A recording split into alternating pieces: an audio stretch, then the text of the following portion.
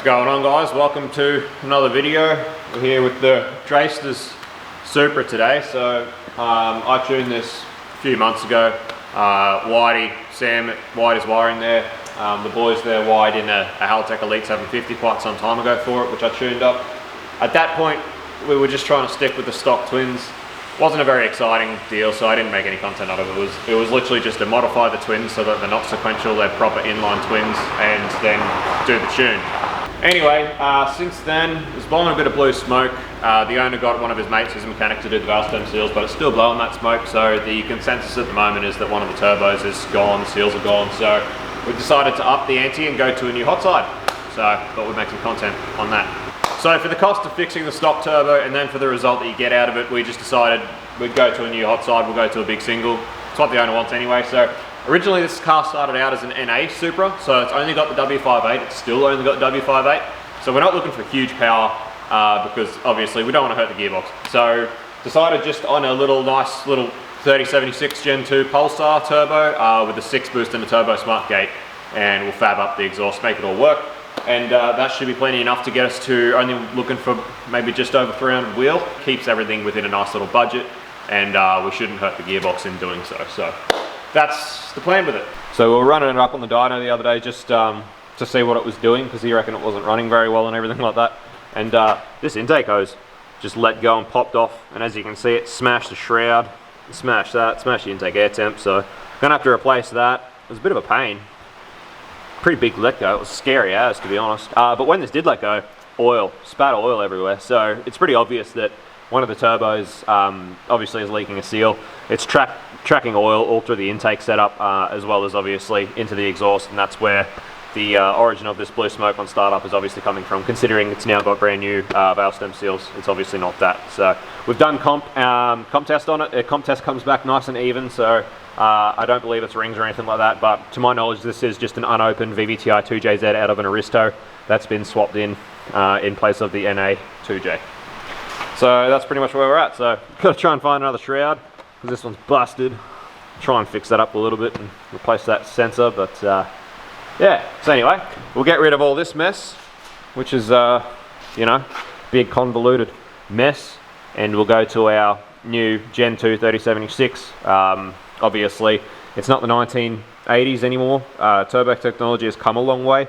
You don't need a big convoluted setup like this to make a nice big power curve anymore. With our new Gen 2 9-blade turbine wheels and our new, you know, really efficient compressor wheels as well, you can achieve with a well-sized single turbo exactly what you could with this setup, using way less parts, way more room. You know, it's just going to be far better. So we've got over here our 6 boost manifold and our turbo smart gate, and this is our new Pulsar 3076. So we'll crack this open. I'll give you a good look at these turbos. So we've been dealing with Pulsar for a little while now, selling their turbos. We do sell their gear on our website if you'd like to go have a look. The pricing is very competitive, and from what we've seen so far, they're a very good performing unit. So we're pretty impressed. Alright, she's out of the box. So it comes with your V-band for the rear, for the outlet. This one's just a T3 flange. We've stayed with the small flange, small setup.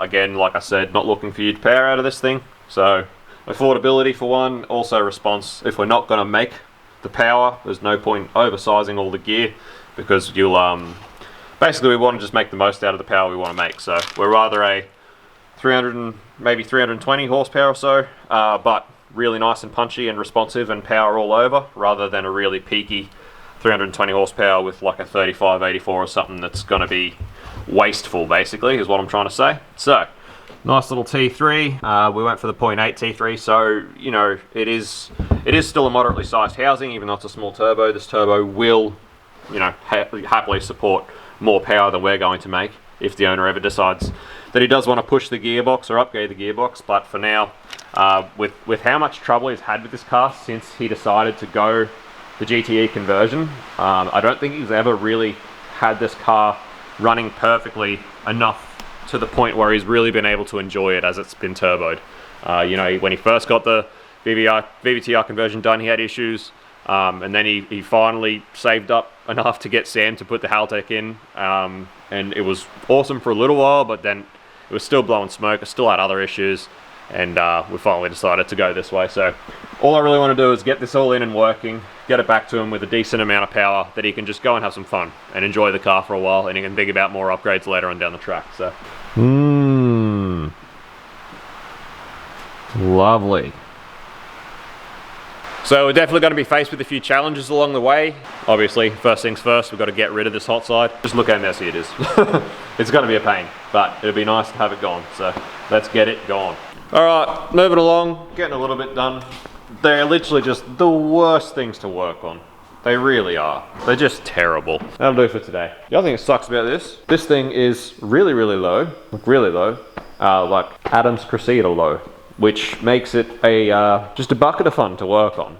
It's really, I mean, it looks cool, but I think I'm gonna have to get it on the hoist tomorrow to finish getting this off, and to get it onto the hoist is going to be a task in itself. The other thing I didn't even think about, I just automatically assumed, because, you know, import, had engine swap, etc. I just straight up assumed that this thing would have an exhaust system. Didn't even think that it would even be stock at all. But looking at the dump pipe and where the dump pipe goes, I'm a little bit worried at this point that this may have just still the stock exhaust on it. Doesn't look very big. I get it, because it's so low, I've never really seen underneath it. I've had it on the dyno the first time, but I never bothered to look at the exhaust. Find out when we put it on the hoist tomorrow. Alright guys, back here today with Rex's help this morning. We persisted, we got it up onto some timbers and got a jack under it, and actually got this thing off the ground to get the rest of the hot side off. So now that it's off the ground, I had a bit of a look at the exhaust. And so it looks to be basically stock dump all the way back to the cat there. And that's just like just over 2 inch by the looks, which is not going to do. But from the cat back, it looks like it's got like a 3 inch cat back or something similar. So it's not that much exhaust for us just to knock up. So I probably will do that as well. Might just do a 3 inch with a high flow cat in it, and then it can just join up to the existing cat back, and that shouldn't be too big of a deal to do. Absolutely worth doing. Leaving that, looks like maybe 2 1/4 inch. Leaving that in there will just be crap. I can't bring myself to do that. Alright, so we got the twins off, and it takes the cake for the worst thing I've ever had to work on. I've had to work on the 1J twins, and I thought they were bad. Holy crap, the 2J twins, way worse. Lord. But anyway, we got this dummied up. How much better does that look already? So much better. So the plan is to trim this back. We really need to buy a bead roller, but trim this back. 44, we'll keep that hugging this coil tower a little bit. Hug the coil tower down into there. I should be able to get another sort of 45 or maybe even a 60 probably. A 60 to go onto the turbo outlet and be a reducer as well, because the turbo outlet's 2 inch and this is 2.5. And that should sort that out. Intake's just going to be probably a 30° 4 inch that comes down into here. I'll have to put a nipple on it to get our PCV working through that intake. That's fine. Gate, I've been playing around. So the gate is probably going to be a 45. This is too hard to show you with one hand, but it'll be a 45. And then the gate, which will probably position it sort of up here, because there's plenty of room for our dump. I'm going to use this as the water outlet. Block one of these off and use one of them for the water feed, and then back down there into the water outlet. Oil feed will come from the front of the two oil feeds. Feed to the top, drain from the bottom. That's all simple enough, and that's pretty much going to be the new hot side. So not really any further along, but I did find some of just like leftover 304 ulti bends, which is awesome. It's perfect. It's exactly what I need as well. Got 145 and a couple of 90s, which is going to be perfect for our dump pipe. The only other thing I would like to put in is a flexi joint. As a lot of you know, always a big fan of putting a flexi joint in the dump pipes, particularly on cars that are like this, that are really low and on the street, because if you do manage to smash the exhaust on something, it's not going to transfer all of that shock loading up through the turbo and through the manifold and cause issues there. Not a massive issue with steam pipe manifolds, but you do find with like the China stainless ones, if you whack the exhaust like that and it's solid mounted to the turbo, you will see problems with cracking manifolds and stuff like that. So that's why I'm just a big fan of putting the flexi joint in the exhaust in the dump, just to alleviate that sort of issue. So basically, I got to the point where I was starting to dummy up this dump, figure out what I was going to do. It's going to be, I got a pretty good idea of what I'm going to do with it. But, you know, as a lot of you guys know, we're not the best at fab work.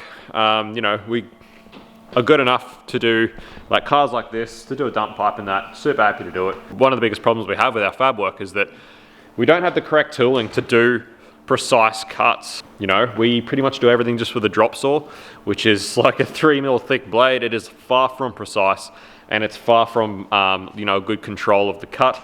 You generally get a big angle on it. It's just, you end up with a big gap to fill with the TIG. It's one of the biggest things is we don't have those precision instruments for cutting. But for the past couple of days, I have been talking to David at Bend Brothers, and he's just started his own YouTube channel. They've started to do their own bit of YouTube, and he's pretty keen to sort of set up a mutual agreement and work together.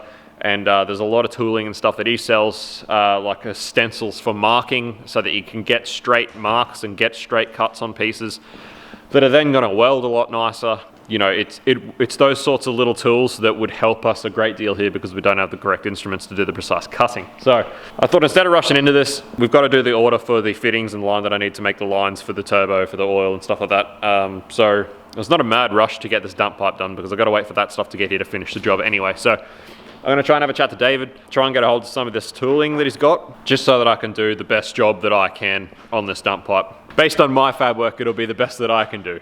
So that's why I've decided to just leave it for now. So, but I really just wanted to get it dummied up today so that we knew exactly what we needed to order as far as our new silicon bends and stuff for our intake side, and what we needed for the exhaust side and everything else. It's been about a week, but I'm finally back on the Supra, getting a few things done. As you can see, we managed to get it onto the hoist after much drama. But we have, in the meantime, received our packages from Bend Brothers, so a huge thanks to Bend Brothers. So Bend Brothers has supplied us a couple of line marking stencils. So this is a line marking stencil for straight 3-inch tube or pipe, and this is a line marking stencil for actual mandrel bends. So this allows us to get perfectly straight lines on mandrel bends that we can cut. And for someone like us who doesn't have a bandsaw and doesn't particularly have the, I suppose, the need to invest or the room to have a bandsaw, this has made doing fab work so much easier. So Rex has already used these, given him a big workout doing the exhaust for the BY tonner here. Did a full twin 3-inch exhaust, and they've already changed our lives. Can't believe how good these are. So I also have bought most of the materials for doing this Supra through Bend Brothers. So yeah, awesome stuff. Really stoked with it. So it's been about a week. Started getting into it, making sure it was going to get done. I went to start doing the oil lines and realized that we didn't have the right fittings, so that was an absolute pain. So the pressure's been off a bit, so instead of going through with this for the rest of the week, I've actually started, or actually worked on getting our new merch out. So we now have new merch out. If you haven't already, go and take a look on our website. We're also running a giveaway in which you enter by buying merch. We're giving away a Powering Digital Dash, so all the information is on our website.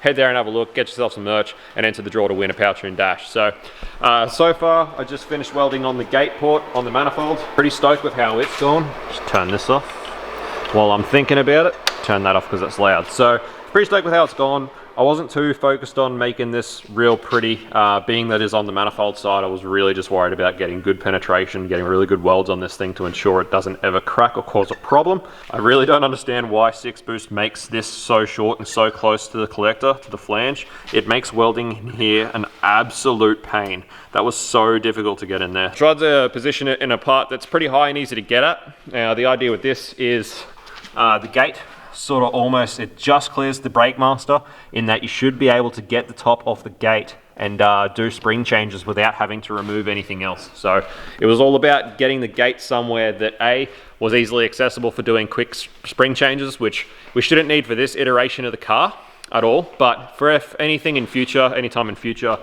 the car gets upgraded, it gets a new gearbox, this and that, you know. T3 flange is quite small, but you can get like a 3584 RS in a T3 106, which would easily support 700 wheel horsepower. So there's still plenty to be made with this setup as far as a HotSide goes. So I wanted the gate to be somewhere that has really good priority flow, and coming straight off the collector and up like that is really, really good priority flow straight to the gate. And yeah, this should be pretty good for gate changes on the fly, doing things quickly. We won't need to change any springs for what we want to do with the car in this iteration, but for future, it's there and it's going to be nice and good. Not only that, but I'll talk to you about it tomorrow when I get a few more things on the car, but having the turbo and then the gate on a very similar angles, I got a really good idea of running the external gate pipe and the dump pipe sort of really in parallel, and try and make it look like really, really symmetrical and really nice. I've got this idea to make it look really nice. So anyway, just thought I'd give you a bit of an update on where we're at. That's going to be it for today. Spent all the morning pretty much doing paperwork, computer work, trying to sort out. It's coming up to end of financial year, tax time as well. So between trying to get this merch drop sorted, trying to get this giveaway sorted, trying to get our tax stuff sorted, and then at the start of July I'm going away as well for a week. So I'm trying to get all our ducks in a row and get all our affairs in order before we go. But anyway, that's what we're up to. Ticking along with this today, just really honestly taking my time, putting a lot of time into my cuts and prep work. You know, I really, this thing, obviously I'm not going to be able to charge for all the hours I'm spending on it, but being that it's sort of the first proper fab job that I'm doing, I just really want to do a really good job. All right guys, so that's how you got it. You got your 3-inch mandrel bend, ulti-bend. Your stencil just goes over the center, well, for center for me, so I can mark it center. Faces the inside like that, and you just get to mark a perfectly straight line on the piece so that you can get yourself a nice, good cut. It's still taking me a long time because I'm still, yeah, just being slow, but quietly I'm actually glad that those fittings were wrong. Never thought I'd say something like that, but the plan was to try and have this thing finished this weekend if those fittings were right, so I would have been rushing through this a bit more, knowing that, you know, the fittings aren't going to be here. I sort of have the pressure's off a bit, which it could have been anyway if I just decided to take longer. It's just that I wouldn't have had something else to blame. And look at that, perfectly straight line. Alright, and so here we're left with a nice straight cut, which not only would go back together fine, but you can also get it back together on nice other joins, you know, nice and straight, no gaps, get a good weld. Lordy, so much better. Alright guys, so pretty stoked with this. Considering that I'm admittedly not, you know, great at fab. I always talk about how I'm not the best at it, but I am quite stoked with how this piece is coming out. The time spent preparing and making sure everything was right. I got a really annoying spot there where the gap was just a little bit too big. I had to add some filler. But overall, pretty stoked with this piece.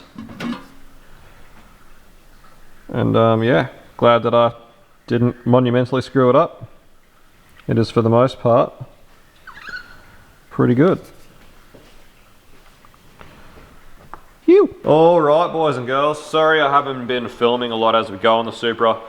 If I'm being honest, I've just been having quite a bit of fun actually, just getting my fab work down pat, doing a bit of fab and having a bit of fun, learning a bit better. So I feel like I'm getting a lot better, I feel like I'm getting a lot better control, but it's just been another really long day of just trying to make sure everything's, this thing goes perfect. I spent like 3 hours this morning literally just on one cut trying to get the perfect angle, just to try and ensure that the gate pipe and the dump pipe run on the same angles parallel. I spent so long on one cut, tacking, untacking, grinding. I've got the top of the screamer sort of mostly welded together. That's where I'm up to with that. I just was finishing the dump pipe before I went on with any more of that, which I'll show you now. But I've got the dump pipe done back to the V-band. So very stoked with this thing. I'll show you I'll point out a few things as we go. But like I said, as someone who's admittedly not the greatest welder, someone who's developing and practicing, I feel like there's a lot of welds on this piece that I'm really proud of, and I'm pretty proud of the piece as a whole. So we've got our O2 bung in here. This thing doesn't have any closed loop or anything like that, doesn't have a wideband, but we've just started putting a bung on every single dump pipe we ever make, just so that it's there for future. Just makes it so much easier. So like you can look, this was pretty much the first full weld I did at the start of this project, was welding this flex bellow to this piece here. And you can see how that weld is, you know, it's welded. It's not the prettiest, but it's not disgusting, and it's welded. And then one of the last welds I did was this one here, which is welding the flex bellow at the other end, and you can see just how much better I've even gotten. Obviously all these other welds happened in between, but you can see just the difference, how much better it's gotten just in that. So, you know, I'm pretty stoked with that. I'm pretty stoked with how this is going. I'm pretty stoked with how I think this is going to look. You can see even up here, I'm pretty stoked with this welding up here as well. This V-band flange, I'm pretty happy with that. Overall, just pretty stoked with my progress, I suppose you'd say, with how this is going. There's a few spots that, you know, they're still looking quite contaminated. There's a few things I'm still trying to sort of figure out, like that weld there, it sort of looks somewhat contaminated a little bit. Same with that. This is sort of the first weld that I had to do where I've actually had to use a lot of filler. Like there was quite a big gap. This piece, this tube was actually quite a bit smaller than the ID of this V-band clamp. So I had to do quite a bit of filler in there, and I was pretty stoked with how well I was actually able to control the tungsten and the filler rod for that piece. So just a few little victories like that, I suppose, which has got me pretty stoked. But anyway, this should be cooled down enough now. I'll get this in the car. I'll show you a quick look at what I'm working with. Alright, so with dumping, you can see that's where the O2 bung is, which is sensor out the back there. There's plenty of room for it, which is awesome. It's a really nice, easy place to get to. That I'll relocate, I'll mount that somewhere, they'll move that out of the way. But you can see how I've tried to get the dump and the gate to run, and essentially it was the bottom of this 90, where there's a straight bit that goes straight down there. I spent hours on that this morning just to make sure that it ran perfectly parallel with the dump pipe, and I could get a perfect gap up and down on the flex bellow that was actually the piece pointed up and down. So that's where that at. That should follow the contour of the dump pipe all the way down, and there'll be a 45 off that, just like the dump pipe was, and it'll go down underneath the car there. It's been, again, lots of hours, and once again, lots of hours that I won't be charging for, but yeah, I'm actually really, really happy with the result of this. So obviously doing stuff like this is not something we normally do, sort of thing. I do know the owner of this car fairly well, and sort of it does him a solid by obviously doing it fairly cheap, but it also, the result of this will allow me to sort of see or gauge where I'm at with my fab work and that, and see, you know, for charging in future. And so far so good. I'm absolutely stoked. Alrighty guys, moving along. Sorry I'm not filming a lot of the work. Once again, got no one really to film me while I do it, and I also don't really have much to tell you about this because I'm sort of new to it all, but it's all coming together. Spewing, these are literally the last two welds I have to do on stainless for the whole thing, and ran out of gas and blew a hole and absolutely spewing.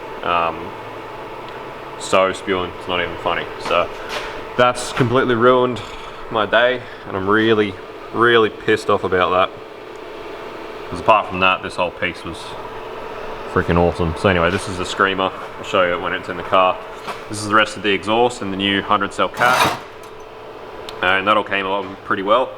That's all pretty good as well, and fits really nice. So everything was coming along millhouse except for that, and now I've got to try and get more gas so I can finish this freaking thing off before I go away. Alright guys, so I managed to go get some new gas, exchange a bottle of gas today, which is good. Came home and finished this screamer up, so that's what our screamer looks like out of the car. So you've seen the dump pipe, that's the next bit of exhaust, and this is the screamer, and that's it for the stainless fabrication. But I can't tell you just how pissed off I am about that, where it blew that hole. Like, the rest of this piece, all looking like I'm very proud of it all, and then there's just that. Alright, so you've already seen this, but this is what it looks like from the top. That's what we're working with, and this is what we're looking like from underneath in the car. Excuse all the oil. Couple of things there to look at, but anyway, don't worry about that. Just look at the fab work. That's what we'll look at working with. That's what it looks like, as you can see. Full 3-inch now, back to a 3-inch 100 cell cat, which goes back to the existing 3-inch cat back that was already on the car. So would be cool to complete the exhaust. Maybe one day when he's cashed up a bit, we can finish it off. But you can see how that screamer comes down like so, and as you can see, quite a bit higher than the exhaust there, pretty high, a lot higher than the chassis rail. So you know, unless you heard it, you would never know that it was there. You cannot see it from this wheel well. Can't see that it's there, so I'm pretty stoked with it. Again, this absolutely spewing about that, but anyway, what do you do? Not much I can do about it. It is what it is. So anyway, stoked how this has all turned out, and now I'll pull it all back out because I've got to paint. This flange is actually mild steel, so I've got to paint that, and I've still got to paint the manifold where I've welded our gate provision onto that, and so I'll pull this all off. Alright, so on the home stretch, making lines and stuff, and this is where it starts to get, you know, expensive. A lot of people sort of underestimate, I suppose, how expensive it is to actually do all your fittings and lines and stuff like that. So I also painted the manifold and baked it overnight. It's come up quite well. It's all looking pretty good. So I baked it with a heat lamp pretty much all night. There is actually a few little other things we need to do as well. The first charge pipe, the new 2-inch charge pipe, which is that 45. So that I cut this one back off the old intercooler kit, and that pretty much goes something like that onto the front housing, which is awesome. But need to put a nipple in this charge pipe as a reference for the gate reference. So that's pretty simple. It's just going to be nipple straight off to the Mac valve, and then Mac valve will run along. I'll tie it up with this bit of loom and over into the gate over here, which should all be well away from any heat. Should be nice and reliable. That should be good. So I need to put a nipple in that, and we also need to put a fitting in the actual intake pipe for the breather setup for the PCV sort of deal. Make sure that's all working as well. So anyway, the feed line, oil feed will be 200 series braid. Everything else pretty much be 400 series push lock and barbs and stuff, just in the interest of keeping costs down. Like I said, this stuff, it adds up pretty quick. So looped, capped, heat protected, bunged, fittinged, capped, new studs. Oh yeah.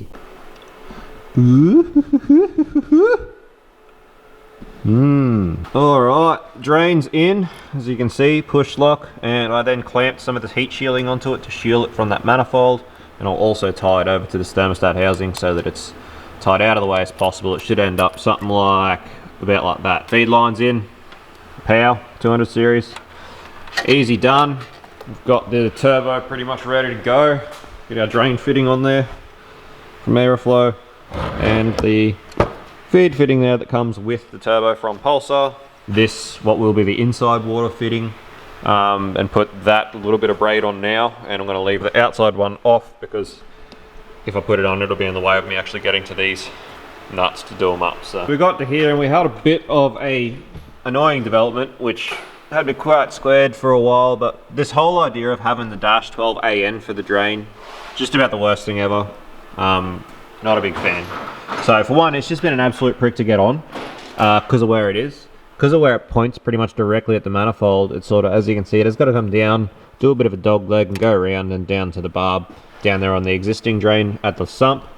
And this 400 series in dash 12, it's just too big for that sort of radius. It's just kinking, for one, and this fitting is just, honestly, it's harder to get on than if it was just a barb. It would have been easier if it was just a barb to push it on. But regardless, we can't have these sorts of kinks in the return. That's not going to fly. So had me a bit scared there for a minute. The fitting that's on the bottom of the turbo, the 2-bolt fitting that goes into the drain, it's just an orb to AN, like just an AN orb to like a standard AN male.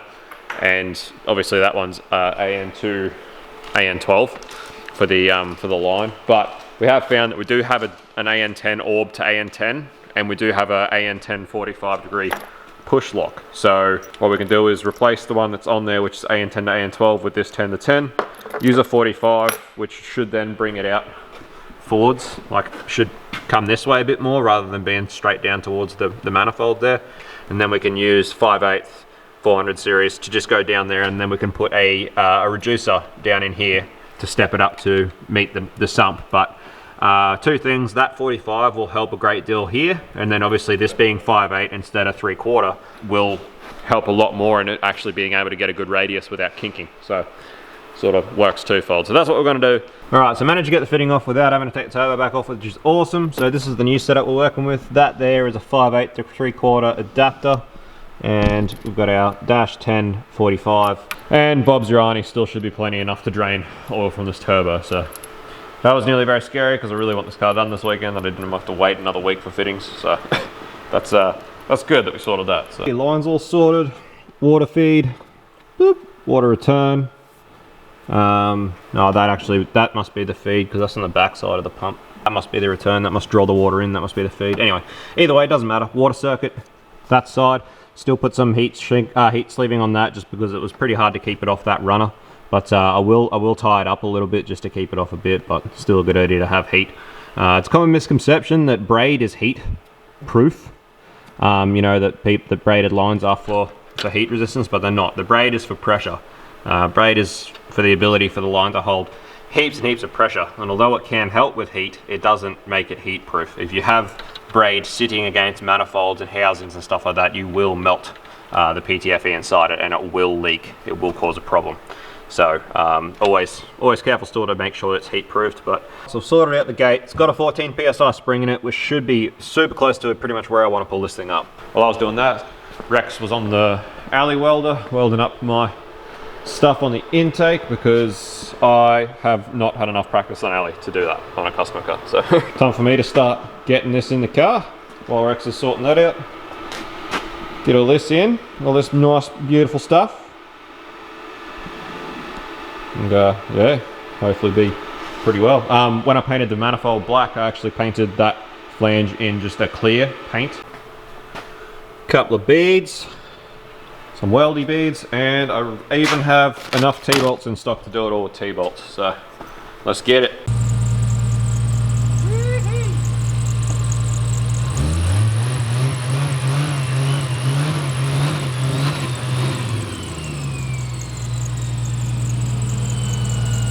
Bit of belt spill there. So I had to put a new intake air temp sensor in, and I thought I had a spare one that would just go straight in, but it turns out the one that I had that was spare was actually an M14 by 1.5, and it was a Delphi pin, so it's a completely different air temp sensor. So I actually had to take this off, re-drill, re-tap, re-terminate the loom to get that air temp sensor in there, which is a pain.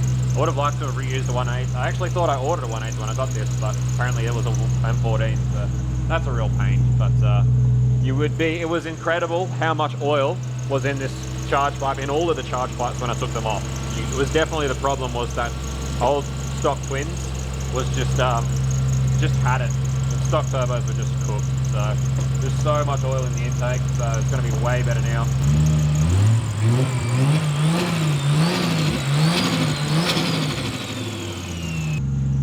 Some fresh oil in a filter, just because I've had oil passages open and stuff. I always like to do an oil change, because you don't know what sort of contaminants have got in there while you're doing the work, but I do like to just give them a bit of a run to filter it through, and some new plugs. So do a service, oil and filter service in the morning, fresh plugs, and after that this thing should be ready to go. And then this thing's ready for the dyno tomorrow, and I'm keen as. And Rex has just put belt grip on that belt and made it about 1,000,000 times worse.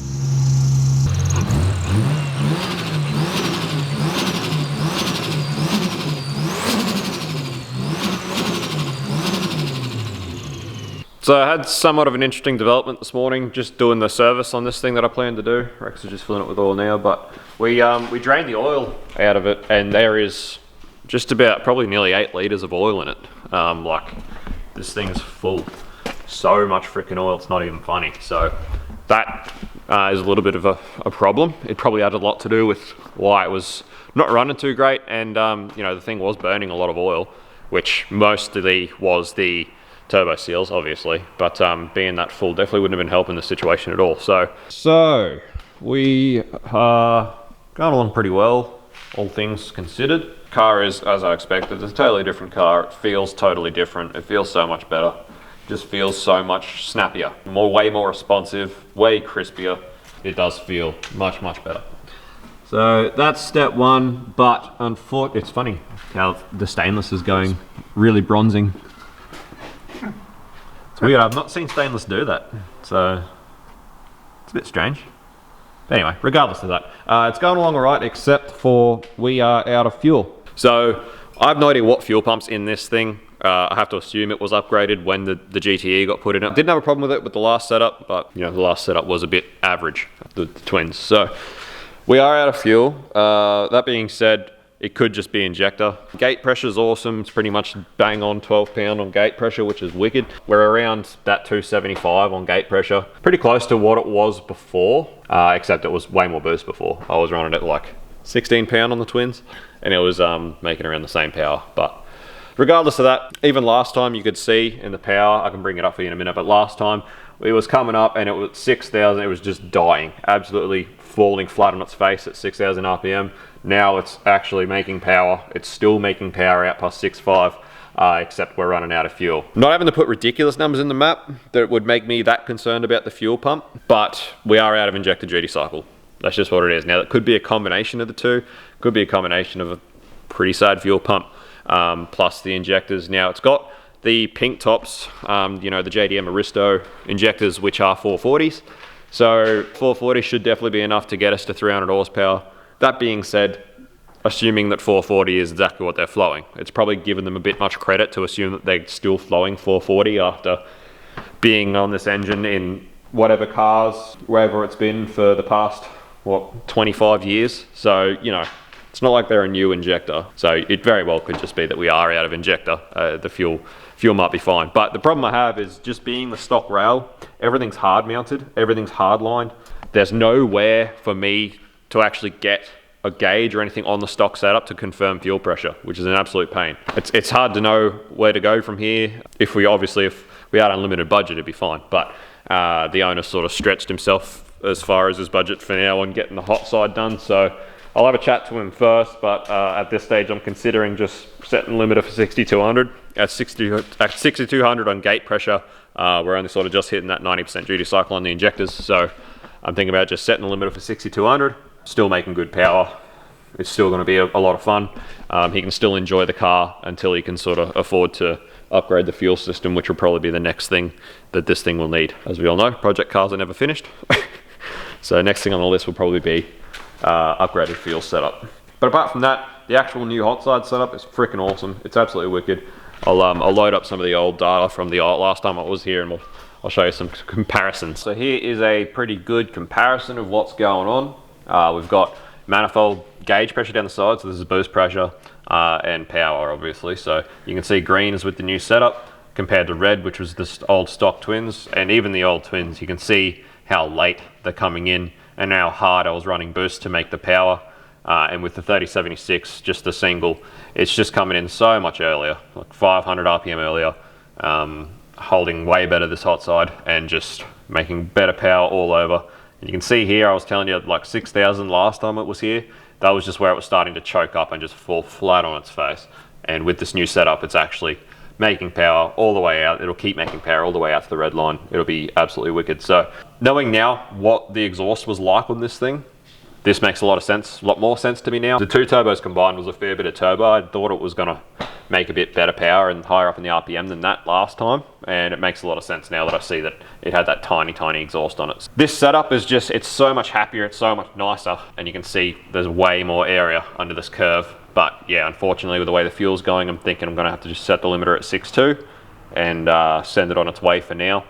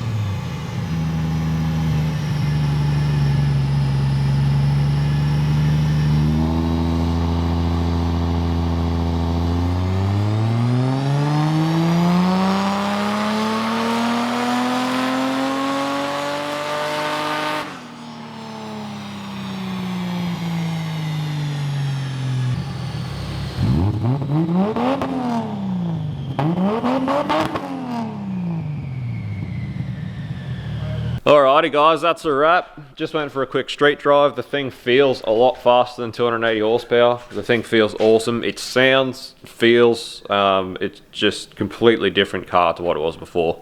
It's incredible how much better it is. So yeah, the Rex reckons it sounded awesome when I was going past. Gave it a bootful, got it on the screamer. Yeah, sounds wicked. It's absolutely awesome. So this is what it ended up at. 285 on one run. Little bit more timing, but that's with our limiter there at 6.2. It's starting to come out on the soft limiter. So that's unfortunately where it's got to stay until we get some injector. But 285 is a pretty good result for 12 pound and only revving to there. You can see before it starts coming down on that limiter, it wants to keep going. This setup will keep making power.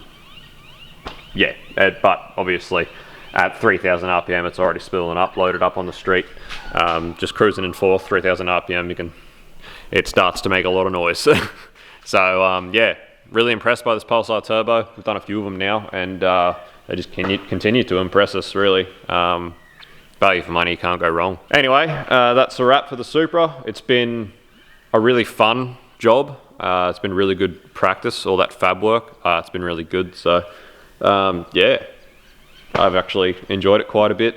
It's we've taken a little bit from it. First thing is that our fab work is between us both. It's probably really getting to a point that we could happily sell it.